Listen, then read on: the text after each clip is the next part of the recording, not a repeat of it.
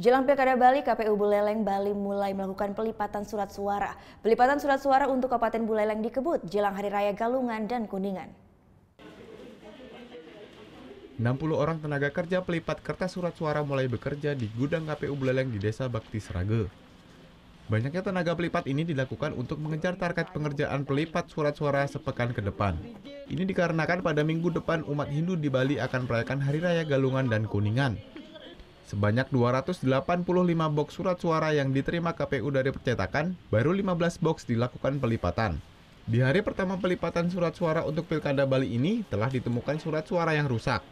Kerusakan terbanyak yaitu pada ujung surat suara banyak yang sobek. Untuk mengantisipasi lolosnya surat suara yang rusak, setiap pembongkaran surat suara dari boxnya langsung dilakukan pensortiran oleh petugas.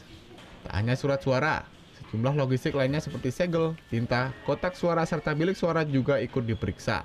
Target kami melakukan ini seminggu, jadi 7 hari. Karena mengingat banyak hari raya yang akan di bulan depan, sehingga kawan-kawan biar bisa juga melakukan aktivitas keagamaan.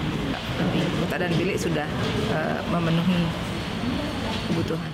Berdasarkan daftar pemilih tetap di Kabupaten Buleleng sebanyak 555.555 pemilih. KPU Buleleng telah menyiapkan surat suara pada Pilkada Bali sebanyak 569.977 surat suara. Banyaknya surat suara yang disiapkan ini berdasarkan DPT yang ada ditambah 2% dari DPT.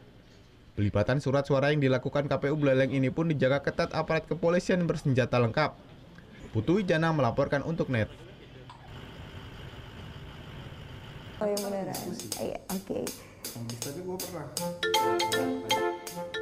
Nah, udah kan untuk beritanya? Jangan lupa di-subscribe, di-like, dan juga di-komen ya akun YouTube dari Net Bali. Terima kasih udah subscribe. Yang belum, jangan sampai lupa. Di sebelah sini nih.